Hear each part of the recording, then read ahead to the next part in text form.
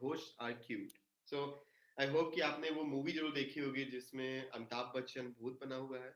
And उसमें एक बच्चा है जो उसके साथ हैंग आउट करता रहता है और उसको पता ही नहीं चलता कि वो भूत है। और अमिताभ बच्चन जो हमारा घोस्ट का कॉन्सेप्ट है, जिस हिसाब से हम घोस्ट को समझते हैं, उसके कॉन्ट्ररी जाके बहुत सारी चीजें कर देता है। बल्कि अगर आपने बाकी मूवीज देखी हो जिसको हम लोग हॉन्टेड मूवीज कहते हैं, उसमें से जो भूत का कॉन्सेप्ट है वो बड़ा अजीब सा दिखाया जाता है कि वो काफी डरावना होता है। हॉरिफिक कैरेक्टरिस्टिक्स में डाल दिए जाते हैं, वो उल्टे पैर से चल लेता है। सो जो उस तरह के कॉन्सेप्ट लाए जाते हैं, तो आखिर ये क्यों हम बात कर रहे हैं कि घोस्ट आर क्यूट, और आखिर ये फिलोसफी के कौन से डोमेन में आएगा कि जिसमें हम बात कर सकते हैं। तो अगर आपको याद हो कि हमने बात की थी कि परमनाइडीज के बारे में, कि कोई भी नॉन एग्जिस्टेंट चीज के बारे में हम बात नहीं कर सकते हैं, कि अगर कोई चीज एग्जिस्ट ही नहीं करती है तो आखिर हम उसके बारे में कैसे बात कर पाएंगे। तो अगर हमने इस बारे में मान लिया है कि भूत एग्जिस्ट नहीं करते हैं तो उसके बारे में बात नहीं करना चाहिए, यट भूतों के बारे में हमारे पास कई सारे कॉन्सेप्ट हैं। लोग कह सकते हैं कि भूतों के बारे में हमारे पास इसलिए कॉन्सेप्ट है क्योंकि सैतानिक और जो हम लोगों के रिलीजियस स्क्रिप्चर्स रहे हैं, उसमें पुराने जो स्क्रिप्चर्स में दुष्ट यानी जो बैड हैबिट्स वाले या बैड प्रवृत्ति वाले लोग होते थे, उनको दानव, राक्षस, घोस्ट, डीमंस, इनके पर्सपेक्टिव से दिया गया। तो जो भी कैरेक्टरिस्टिक्स हम लोग गुड वाले कैरेक्टर में नहीं रख पाए, हमने उन पे असाइन कर दिया। तो मतलब आप एक ऐसे समझ सकते हैं कि सपोज करिए आपको दो ऑब्जेक्ट अपने दिमाग में क्रिएट करने हैं। तो हमने देखा था कि अपने किसी भी लिंग्विस्टिक एक्सप्रेशन में हम सब्जेक्ट एंड प्रेडिकेट के बारे में बात करते हैं। सब्जेक्ट नॉर्मली जो होता है वो नेम ऑफ द ऑब्जेक्ट होता है, और जो प्रेडिकेट होता है उसमें हम किसी न किसी एक कैरेक्टरिस्टिक को उस सब्जेक्ट में असाइन कर देते हैं। तो सपोज करिए मैं और आप में से कोई भी एक एक ऑब्जेक्ट अपने दिमाग में इमेजिन कीजिए। तो सपोज करिए मेरे दिमाग में एक ऑब्जेक्ट है ए, और आप में से किसी के दिमाग में एक ऑब्जेक्ट है बी, और मैं उसमें सारे अच्छे कैरेक्टरिस्टिक डालना चाहता हूँ। मैं कहता हूँ कि वो अच्छा व्यक्ति, यानी जिसको हम लोग मैसेंजर ऑफ गॉड या उस तरह से रखते हैं उसे, तो वो अच्छा है, वो टॉल है, वो काफी अच्छी सोच रखता है, वो मॉरल है, वो वाइट यानी सात्विक गुणों से सारा वो लबालब भरा हुआ है। बल्कि ऑन द कॉन्ट्ररी जो आप लोगों ने बी कैरेक्टरिस्टिक सोचा हुआ है, उसमें आप सारे बुरे कैरेक्टरिस्टिक डाल दीजिए। और मतलब अगर आपने इंडियन जो ड्रामा जितने रिलीजियस स्क्रिप्चर से बना है, आपने अगर देखा होगा तो आपने देखा होगा कि वो कितने ज्यादा रेसिस्ट हैं। गॉड्स का कैरेक्टरिस्टिक्स प्रॉपर आर्यन के हिसाब से बनाया गया है, और जो राक्षस का कैरेक्टरिस्टिक्स है वो बिल्कुल एकदम रेसिस्ट पर्सपेक्टिव से बनाया गया है। So and that's a different thing, but सारे कैरेक्टरिस्टिक्स को कुछ इस तरह से रख दिए गए हैं। तो अगर हम परमनाइडीज के पर्सपेक्टिव से सोचने की कोशिश करें, तो जैसे ही हमने किसी भी एक कैरेक्टरिस्टिक को किसी भी एक इमेजिनरी ऑब्जेक्ट पे असाइन करना शुरू किया, तो क्या हमने उस ऑब्जेक्ट को एग्जिस्ट करना शुरू कर दिया है? मतलब क्या अब ऑब्जेक्ट ए जिसमें मैंने सारे पॉजिटिव कैरेक्टरिस्टिक डाले थे, क्या वो एग्जिस्ट करना शुरू कर दिया है? परमनाइडीज के हिसाब से तो हाँ, वो इसने एग्जिस्ट करना शुरू कर दिया है, पर सवाल उठता है कि वो कहाँ एग्जिस्ट कर रहा है। तो अभी तक हम स्पेस के बारे में बात कर रहे थे, और हमने एक स्पेस की थोड़े ब्रॉडर एंड एग्जॉस्टिव पर्सपेक्टिव के बारे में बात करने की कोशिश की। तो क्या हम उस वाले पर्सपेक्टिव में, यानी उस स्पेस में ऑब्जेक्ट ए को रख सकते हैं? नहीं। तो जिस पर्सपेक्टिव से हम सोच रहे हैं उसमें हम रख सकते हैं। तो इसका मतलब ये हुआ कि हम कोई भी कैरेक्टरिस्टिक किसी भी इमेजिनरी ऑब्जेक्ट जो हम दिमाग में चल रहा है उसमें असाइन करें, तो वो ऑब्जेक्ट एग्जिस्ट कर सकता है। एक ये अंडरस्टैंडिंग बाहर निकल जाती है। मैं यहाँ पे एक फिलोसफर को चिप करना चाहूंगा। उनका नाम है डेल जैकीट। उन्होंने किताब लिखी ऑन्टोलॉजी। उनकी जो थीसिस है वो कुछ इस तरह से, मैं सम अप कर देता हूँ, उनकी पूरे आर्गुमेंट नहीं जाऊंगा। मैंने अपनी जो थीसिस का आर्गुमेंट का डेवलप किया है वो उसी आर्गुमेंट पे डेवलप किया है। तो मैं आर्गुमेंट पे नहीं जाऊंगा, पर मैं सिर्फ और सिर्फ उनकी थीसिस का कंक्लूजन बताने की कोशिश करूंगा। उनके हिसाब से एग्जिस्टेंस तब होता है जब हम किसी भी लॉजिकली पॉसिबल ऑब्जेक्ट, जैसे हमने ए अपने दिमाग में सोचा, तो ये ऑब्जेक्ट लॉजिकली पॉसिबल है कि हम कभी भी कोई भी ऑब्जेक्ट अपने दिमाग में रख सकते हैं। उसमें लॉजिकली पॉसिबल प्रॉपर्टीज, मतलब जितनी भी प्रॉपर्टीज पॉसिबल है, अगर हम उनको असाइन करें इन अ कंसिस्टेंट मैनर, तो वो ऑब्जेक्ट एग्जिस्ट करना शुरू हो जाता है। ये डेल जैकेट के हिसाब से एक अंडरस्टैंडिंग है। तो सपोज करिए अगर हमें कोई भी ऑब्जेक्ट विनी द पू का कैरेक्टर लेते हैं कि विनी द पू के कैरेक्टर को अगर हमें एग्जिस्टेंस में लाना था तो हमने एक कैरेक्टर लिया और उसमें सो एंड सो यानी P1, P2, P3, P4 properties को कंसाइन मतलब असाइन करना शुरू किया और ऐसी इसी तरह से हमने विनी द पू के कैरेक्टर को इमेजिन कर लिया यानी उसे एग्जिस्टेंस में लाया। लेकिन जो इसका जो सेकंड पार्ट था वो काफी क्रूशियल है। मतलब जो आपकी प्रॉपर्टीज हैं वो कंसिस्टेंट होनी चाहिए। प्रॉपर्टीज कंसिस्टेंट का क्या मतलब है कि अगर मैं ये नहीं कह सकता हूँ कि सपोज करिए कि मैंने एक चाय इमेजिन की है जो कि यूनिकॉर्न के मिल्क से बनी हुई है और उसमें जो चाय पत्ती आई है वो हेवन की चाय पत्ती आई है और जो उसमें शुगर आई है वो सपोज करिए कि कोई एक ऐसे ही फेरी लैंड यानी जो डिज्नी का जो लैंड है वहां से मैंने शुगर मंगवाई है। तो इस चाय को मैंने बनवाया है पर मैं इसमें अगर दो प्रॉपर्टीज जो इनकंसिस्टेंट प्रॉपर्टीज है कि मैं ये कहूँ कि मेरी चाय गर्म भी है और चाय ठंडी भी है, मैं दोनों के एक साथ नहीं डाल सकता हूँ। इसका मतलब ये है कि कोई भी ऑब्जेक्ट एग्जिस्ट करना शुरू तो हो सकता है अगर हम उसमें प्रॉपर्टीज को असाइन कर दें किसी भी लॉजिकली पॉसिबल ऑब्जेक्ट पे, तब तक वो एग्जिस्ट करेगा जब तक हम उसमें कंसिस्टेंट प्रॉपर्टीज डालने की कोशिश करें। लेकिन अब हम अपने एग्जाम्पल पे आते हैं जो हमारा टाइटल है कि अगर घोस्ट की हम अंडरस्टैंडिंग को देखें तो घोस्ट हमेशा से ही कुछ इस तरह से दिखाया गया है कि उसका जो पर्पस है ना वो यही है कि आपको डराए और अचानक से आप घोस्ट को क्यूट कर देते हो तो जो पूरा उसका कॉन्सेप्ट वो हिल जाता है कि यार रात में आप अंधेरे में घोस्ट के पास जा रहे हो आपको डर लगना चाहिए लेकिन अचानक से घोस्ट का जो कॉन्सेप्ट है वो क्यूट हो गया है। तो instead of getting scared of now you are going to pamper the ghost. तो ये जो पूरा एक शिफ्ट हो रहा है एक अंडरस्टैंडिंग के हिसाब से, तो यहाँ पे हमें जो सोचने वाली बात है वो ये है कि क्या खोज की जो ऑलरेडी असाइन प्रॉपर्टीज हैं वो क्यूटनेस के साथ कंसिस्टेंट हैं या नहीं है। और I mean what makes ghost cute you might know, मतलब आपको कुछ ना कुछ कैरेक्टरिस्टिक्स पता होंगे जो जो क्यूट कहलाए जा सकते हैं, बस आपको घोस्ट में वो कैरेक्टरिस्टिक डाल देने हैं and that's how you can make your own ghost and you can make your own ghost cute. So that's how you can do that Shubham. But interesting सवाल ये है कि घोष को क्यूट बनाने से ज्यादा इंपॉर्टेंट ये है कि जो पूरा प्रोसेस हम कर रहे हैं कि कुछ प्रॉपर्टीज को असाइन कर रहे हैं किसी ऑब्जेक्ट में और हम उसको क्रिएट कर दे रहे हैं। तो सपोज करिए अगर हम सिर्फ उस मूवी के हिसाब से देखें और हम पूछें कि क्या क्यूट घोस्ट एग्जिस्ट करते हैं तो मतलब अभी तक हम सिर्फ घोस्ट के बारे में बात कर रहे थे, अब हम बात कर रहे हैं कि क्या क्यूट घोस्ट एग्जिस्ट करते हैं। तो आपके सामने जो रेफरेंस पॉइंट है वो वर्ल्ड हो नहीं सकता है, आपका इमेजिनेशन पॉइंट है वहां पे हो नहीं सकता है। वर्चुअल वर्ल्ड पे I am not very sure, I am very like मेरा एक्सपोजर वर्चुअल वर्ल्ड में काफी लिमिटेड है तो आई एम नॉट श्योर कि क्या वर्चुअल वर्ल्ड में कोई एक क्यूट घोस्ट है या नहीं। पर जो मेरा बॉलीवुड तक का जो एक्सपोजर है उसके हिसाब से एक मूवी बनी जिनसे अमिताभ बच्चन ने घोस्ट का रोल किया है वो क्यूट है। तो मेरे लिए जो रेफरेंस पॉइंट आएगा वो आएगा घोस्ट मूवी बॉलीवुड की सो एंड सो ईयर, जहां पे हम कह सकते हैं कि हाँ एक घोस्ट क्यूट नाम की चीज एग्जिस्ट करती है। यहाँ पे जो सिग्निफिकेंट पॉइंट ये है कि यहाँ पे ना केवल हमने एक ऐसी प्रॉपर्टी असाइन की है जो कि नॉर्मली हम नहीं कंसीडर करते हैं और उसके लिए हमने एक स्पेस भी कंसीडर किया है जहाँ पे हम उसे एग्जिस्टेंस कर सकते हैं। तो अगर यहाँ पे हम प्रोसेस सवाल देखें तो हमारे लिए सिर्फ अब एक क्वेश्चन जिसको हम लोग व्हाट एग्जिस्टेंस इज यानी अस्तित्व क्या है, सिर्फ ये सिग्निफिकेंट क्वेश्चन नहीं बच जाता है। हाँ भूतनाथ मूवी है तो सिर्फ ये क्वेश्चन इंपॉर्टेंट नहीं बन जाता है कि अस्तित्व क्या है, पर ये भी इंपॉर्टेंट क्वेश्चन हो जाता है कि वो जिस अस्तित्व की हम बात कर रहे हैं वो कहाँ है।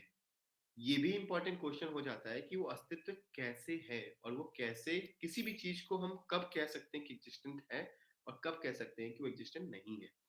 तो ये जो डेल जैकीट का पूरा प्रोसेस है कि द मूवमेंट, एक वो ऐसा मूवमेंट आता है जब हम कोई भी एक प्रॉपर्टीज उस पर्टिकुलर लॉजिकली पॉसिबल ऑब्जेक्ट में असाइन कर देते हैं, दैट इज द मूवमेंट जब वो ऑब्जेक्ट अपीयर करना शुरू हो जाता है हमारे सामने हमारे दिमाग में उस मूवी में एक पर्टिकुलर स्पेस में जहां पर हम कह सकते हैं कि वो ऑब्जेक्ट एग्जिस्ट करता है। आप इमेजिन कीजिए ऐसा क्यों होता है कि आप दो लोग हैं, सपोज करिए अगर श्यामल और सत्या दो लोग हैं यहाँ पे, वो ऐसा कैसे हो सकता है कि एक ही व्यक्ति के विषय में वो दो तरह के अलग अलग ख्याल रख सकते हैं और दोनों व्यक्तियों में श्यामल और सत्या के दिमाग में उस व्यक्ति के प्रति दो अलग अलग एग्जिस्टेंस के कॉन्सेप्ट हो सकते हैं। मतलब व्यक्ति ए श्यामल के लिए कुछ और तरीके से एग्जिस्ट करता है और सत्या के लिए कुछ और तरीके से एग्जिस्ट करता है, is it like highly possible? तो ये आखिर कैसे हो पाता है? वो सिर्फ और सिर्फ इसी वजह से हो पाता है क्योंकि हम उसी व्यक्ति पे एक अलग तरह की प्रॉपर्टी अटैच कर देते हैं, जिसको सेंस का नाम भी दिया जाता है। अगर आपने फ्रेगे का वो पेपर पढ़ा ऑन सेंस एंड रेफरेंस, उसके हिसाब से देख सकते हैं। लेकिन वहां पे सिर्फ सेंस की इतनी वैल्यू है कि वो एक अलग तरीके से प्रेजेंट कर रहा है उस पर्टिकुलर ऑब्जेक्ट को। लेकिन यहाँ पे जब हम बात कर रहे हैं तो हमें वो स्पेस की सिग्निफिकेंस को भी बहुत अच्छे से सोचने की जरूरत है कि आखिर वो सेंस कहाँ अपीयर हो रहा है, आखिर किस जगह पे हम उस सेंस को देख सकते हैं। तो इस पर्टिकुलर एग्जांपल के हिसाब से हमने क्यूटनेस जो है वो भूतनाथ मूवी में डिराइव की है, और उसके हिसाब से हम कह सकते हैं कि जो क्यूटनेस है वो वहां है। तो ये जो दो सवाल हमारे सामने निकल के आए हैं, पहला कि एग्जिस्टेंस कहाँ है और दूसरा एग्जिस्टेंस कैसे है। तो एग्जिस्टेंस कैसे है का हमने जवाब कुछ इस तरह से देखने की कोशिश की कि हम अपने दिमाग में या फिर कोई भी ऑथर या फिर कोई भी पर्सन एआई में किसी भी तरह से अवतार जो बन रहे हैं, सारी चीजें हो रही हैं, जब हम अपनी प्रॉपर्टीज को असाइन करने की कोशिश करते हैं, उस तरीके से हम अपने उस तरीके से हम उस ऑब्जेक्ट को एग्जिस्टेंस करने की कोशिश करते हैं, वो उस तरह से एपियर होना शुरू हो जाता है। एक रिसेंटली, मेरे हिसाब से ज्यादा रिसेंट तो नहीं, 2019 में एक किताब आई है जिसका नाम है रेडी प्लेयर वन। ये एक साईफाई नॉवेल है जिसमें मेटावर्स को कैसे दिया जाएगा। उसका बेस जो है मैं आपको एक 2 या 3 लाइन में बताने की कोशिश करता हूँ। जो उसका फाउंडेशन है वो कुछ इस तरह से क्रिएट किया गया है कि लोग आम जिंदगी में जो चीजें चल रही हैं उससे परेशान हो गए, इसी के लिए वो मेटावर्स में जाना चाहते हैं। तो ऑब्वियसली सी बात है, अगर मैं यहाँ पे हूँ और मैं परेशान हो रखा हूँ कि मेरी जिंदगी कैसे है, मुझे प्रोफेसरशिप में मजा नहीं आ रहा है, मुझे बच्चों को पढ़ाने में मजा नहीं हो रहा है, so I want to become, let's say that, a pop star. मैं गाना गाना चाहता था। तो मेरे सामने अब एक ऐसा स्पेस है जहां पे मैं जो कैरेक्टरिस्टिक जो मैं अभी यहाँ पे रियलाइज नहीं कर पाया हूँ, मैं उस स्पेस में जाके कर सकता हूँ। So now in the metaverse I can have my identity, let's say that rock star x, और उसमें जो जो कैरेक्टरिस्टिक मैं चाहता था मैं कर सकता हूँ। वहां पे मैं अपने बड़े बाल रख सकता हूँ, मैं अलग तरह का ड्रेसअप कर सकता हूँ, मेरे कैरेक्टरिस्टिक अलग होंगे और सारी चीजें होंगी। एंड वो जो कैरेक्टर मैं पूरा स्टैब्लिश कर रहा हूँ वो उस वर्चुअल स्पेस के लिए पूरा एग्जिस्ट करेंगे। तो जब भी कभी मैं उस वर्चुअल स्पेस में किसी से भी इंटरेक्ट कर रहा हूँ, मेरा वो पर्टिकुलर अवतार, जिसको अवतार के तौर पे जितने भी हाईटेक लोग हैं, टेक सेवी लोग हैं, वो लोग उसे अवतार के तौर पे देखते हैं। व्हाट्सएप पे भी उसका कैरेक्टर आ गया, इंस्टाग्राम पे भी है, अगर आप चेक करेंगे।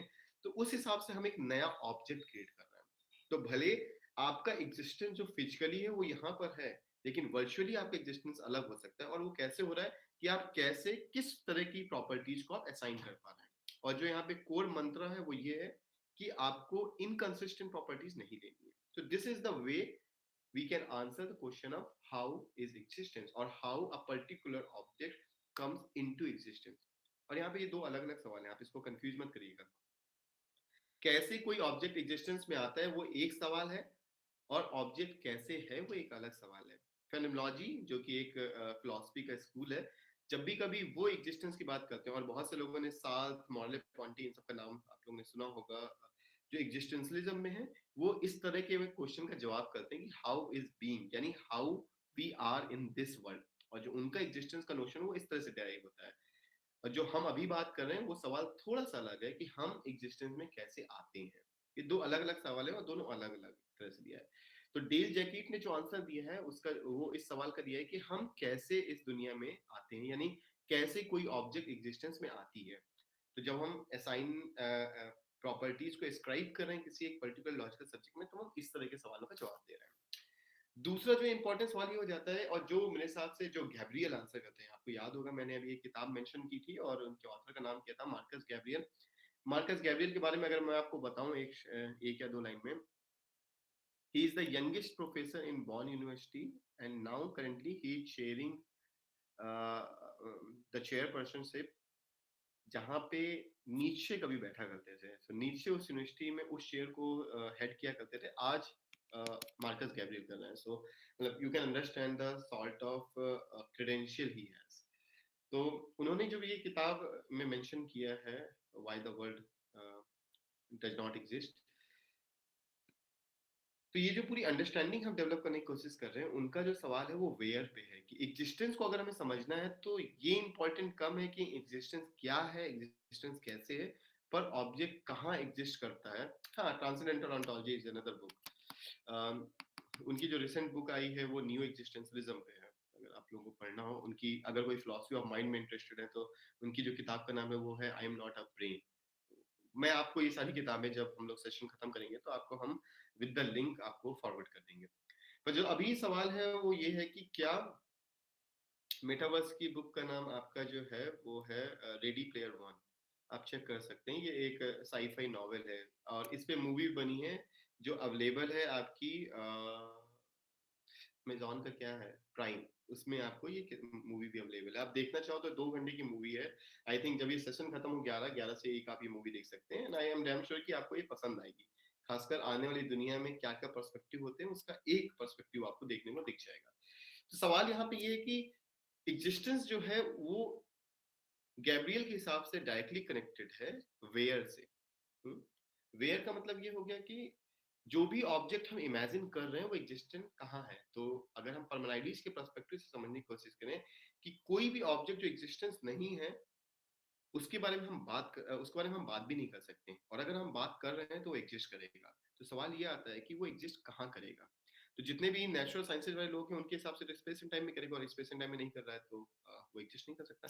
लेकिन परमानाइज के हिसाब से वो कर सकता है, पर कहाँ करेगा। तो गैब्रियल इसी सवाल को बहुत ज्यादा फोकस लेंथ में बनाते हैं कि आखिर ये जो ऑब्जेक्ट हैं, घोस्ट, गॉड, लॉर्ड राम, आपका अब्स्ट्रैक्ट एंटिटीज, यूनिकॉर्न्स, और जो ग्रीक गॉडेस या गॉड्स हैं, ये सब एग्जिस्ट कहाँ करेंगे। तो गैब्रियल उनके लिए एक कॉन्सेप्ट लाते हैं, फील्ड ऑफ सेंस, और वो एक काफी कॉम्प्लिकेटेड है, हम कभी इस बारे में अलग से बात करेंगे। तो उन्होंने उस फील्ड ऑफ सेंस को जो शामिल आप देखने की कोशिश कर रहे थे इंट्रा कॉम्प्लेक्स जो सिस्टम के हिसाब से हम स्पेस क्रिएट करना चाहते हैं, फील्ड ऑफ सेंस कुछ उसी तरह से है। फील्ड ऑफ सेंस उस प्रॉब्लम जो हमने द वर्ल्ड में देखने की कोशिश की कि हर एक मतलब एक हायरार्किकल लेवल पे हम देख रहे थे और वर्ल्ड को हमने सबसे फंडामेंटल मान लिया था।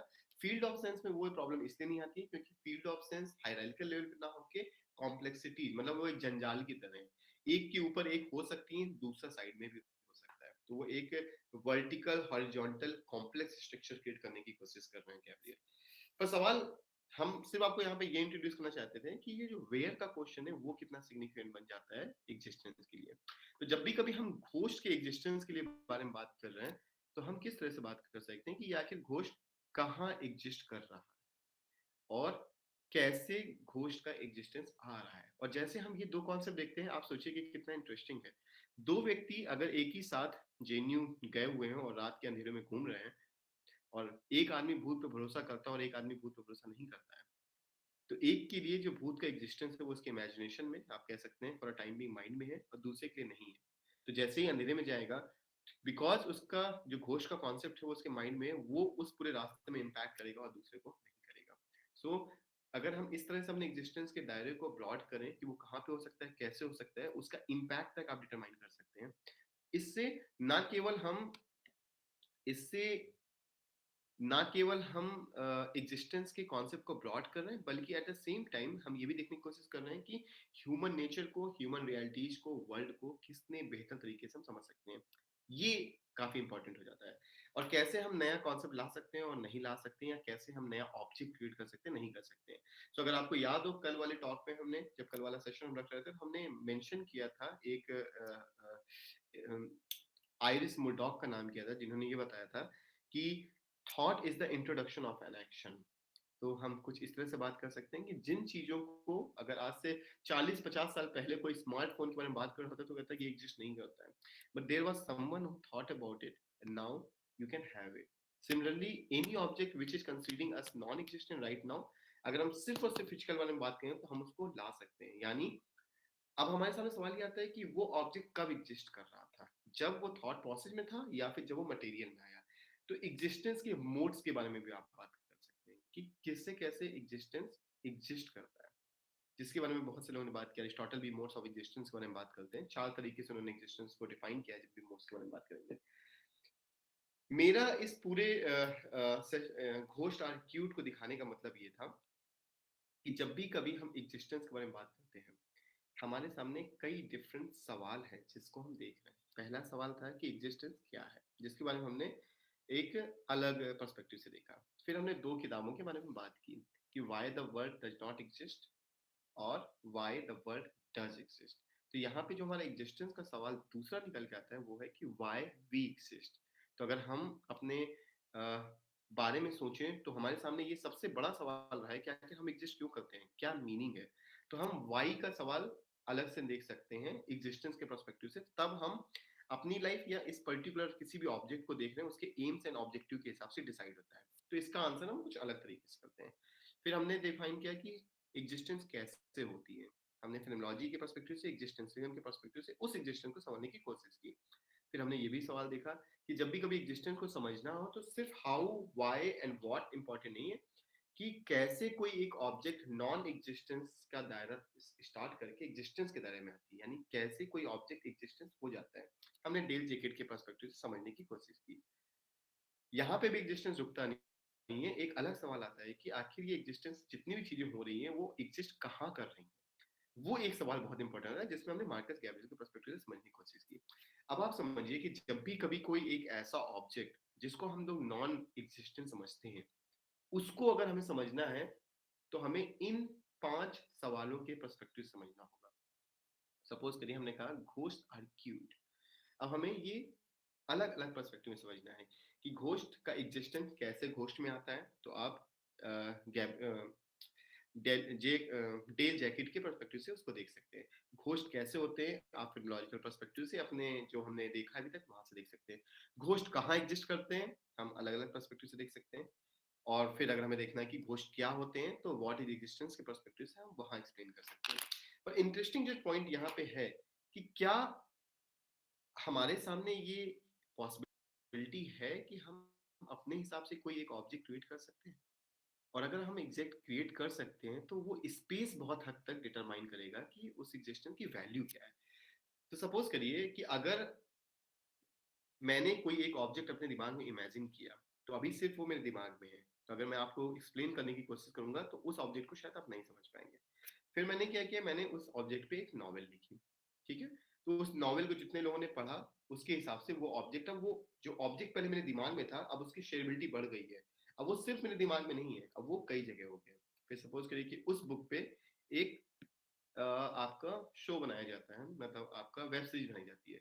तो फिर और लोगों ने देखा, उसके हिसाब से वेब सीरीज बनाई गई और वो ऑब्जेक्ट का कॉन्सेप्ट अब बहुत से लोगों के पास चला गया है। फिर सपोज करो कि उसके बाद मेटावर्स में आता है और उस पे एक पूरा का पूरा वर्ल्ड बना दिया जाता है मेटावर्ल्ड पे। तो उसकी ऑब्जेक्ट का दौरिया बढ़ गया। तो जो ऑब्जेक्ट मैंने अपने सिर्फ दिमाग में सोचा था, अब वो ऑब्जेक्ट कई पर्सपेक्टिव में जा रहा है। यानी उसकी एपियर होने की जो फील्ड थी या फिर जो एपियर होने का जो स्पेस था वो अब डाइवर्सिफाई हो गया है। तो जब भी कभी मैं उस ऑब्जेक्ट के बारे में बात करूंगा तो एक पूरा पर्सपेक्टिव है, एक पूरा ग्रुप ऑफ पीपल है जो उसके बारे में समझ सकता है। अब आप ये सोच सकते हैं, सवाल जो सिग्निफिकेंट बन के आता है कि आखिर ये कैसे होता है कि अगर सिर्फ और सिर्फ वो ऑब्जेक्ट मेरे दिमाग में है या मेरे स्पेस में है तो वो दूसरे को इम्पैक्ट कैसे डाल देता है। और हम यही कहते हैं कि जब दो स्पेस आपस में कोरिलेट करते हैं तब वो इम्पैक्ट आना शुरू करता है। तो अगर आज से 100 साल पहले, मैं एक पॉलिटिकल एग्जांपल ले रहा हूँ, आज से अगर 100 साल पहले आप राम का जो कॉन्सेप्ट, राम के आधार पे जो पूरा अभी पॉलिटिक्स हो रही है, 100 साल पहले अगर आप उस पर इमेजिन करेंगे तो सोचेंगे कि ये जो इम्पैक्ट होता है राम मंदिर का, राम का, 100 साल पहले शायद उतना इम्पैक्ट नहीं कर रहा था इंडियन पॉलिटिक्स में जितना आज कर रहा है। उसकी मेजर वजह ये है कि पहले ये दोनों स्पेसेस अलग अलग हुआ करते थे। Political space and religious space were quite different. हम ये नहीं कहेंगे पूरी तरह से डिफरेंट थे, थोड़ा सा अलग हुआ करते थे। आज वो ज्यादा मिक्स हो गए हैं। सिमिलरली जब तक मेरे दिमाग में कोई एक ऑब्जेक्ट का कॉन्सेप्ट था तब तक वो आप में से किसी को अफेक्ट नहीं कर रहा था, लेकिन जैसे मैंने नॉवल में दिया, आपने पढ़ा, मूवी स्क्रीन में गया और लोगों ने देखा, अब अगर मैं उसके बारे में कुछ कहूंगा तो उससे आपके इम्पैक्ट में पड़ेगा। क्यों? क्योंकि अब हमने स्पेसेस को ज्वाइन करना शुरू किया है। पहले जो स्पेसेस अलग अलग थे अब मैं उनको क्लोज लाना शुरू किया है। तो जैसे ही मैं कहूंगा घोस्ट आर क्यूट, तो बहुत से लोग शायद इस चीज को नहीं समझ पाएंगे, लेकिन जैसे ही मैं रेफरेंस दूं भूतनाथ का और वहां पे मैं घोष को लाके प्लेस करने की कोशिश करूं तो आप लोग उन तमाम चीजों को सोचना शुरू कर सकते हैं। तो इस हिसाब से जो मेजर पॉसिबिलिटी बढ़ के आ रही है वो ये है कि एग्जिस्टेंस को, खासकर घोष को अगर क्यों देखना है तो घोष को एक ब्रॉडर पर्सपेक्टिव में समझने की जरूरत है।